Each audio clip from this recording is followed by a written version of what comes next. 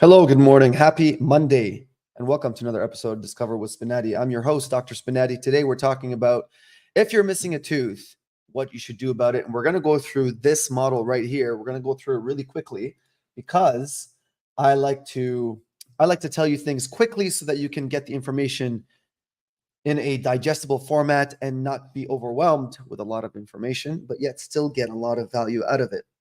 So let's get to it.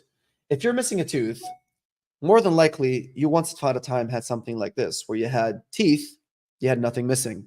And then all of a sudden, you were in a circumstance where one of your teeth had to be extracted, or you broke the tooth, and so on and so forth. So now you're missing a tooth, and now you don't know what to do. Well, here are your two options.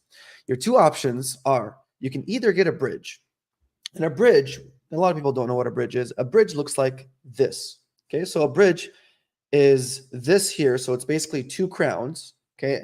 And there is what we call a pontic, or just a piece of porcelain that is attached to these two crowns, which are also made out of porcelain.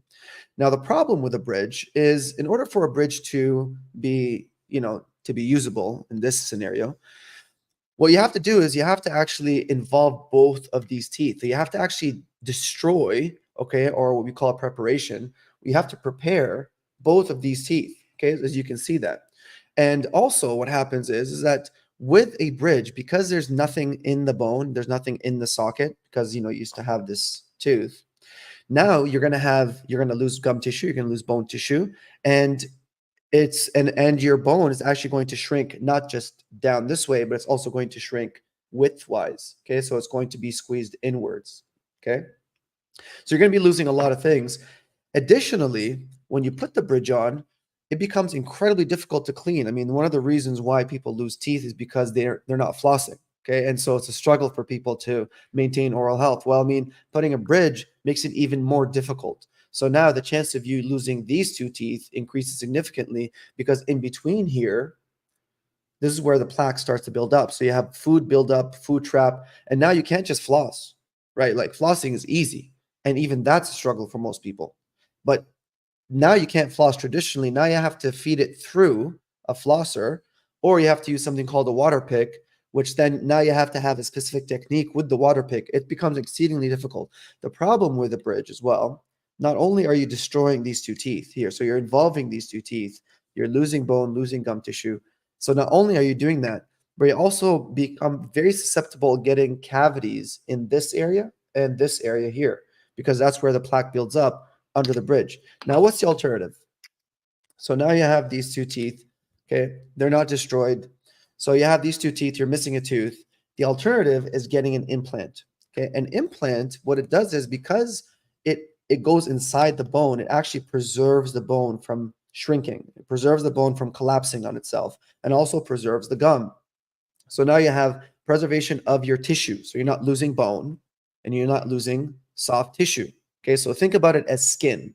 Okay, so you're not losing skin and you're not losing bone. Okay, the inside of the mouth, that's basically the skin of inside the mouth. Okay, the gums. And the cool thing about implants is that they replace the missing tooth and they look like your natural tooth. So if you recall, this is, by the way, a crown, right? If you recall, the crown, this one, looks exactly the same as when this guy was in. Okay, and the thing is that it's cool because these two are unaffected. Your gum tissue, your bone tissue is mostly unaffected, and you can floss quite regularly. There's a little bit of modification in the way that you floss an implant, but you can see here the major difference. It's very aesthetic, right? So the way that we do the implants is that we put it inside the bone and allow it what we call an emergence. We allow it to have a good emergence profile, allows it to come out of the gums. So it actually looks very natural. And then that way you can maintain aesthetics and function. And that is the difference between a bridge and an implant. If you have any questions regarding this, please feel free to let us know. You can reach us on our email or you can call us. You can call us or you can visit our website and book yourself an appointment. Either or, we will help you out if you have any questions regarding that. Always a pleasure talking to you and educating you on your dental health.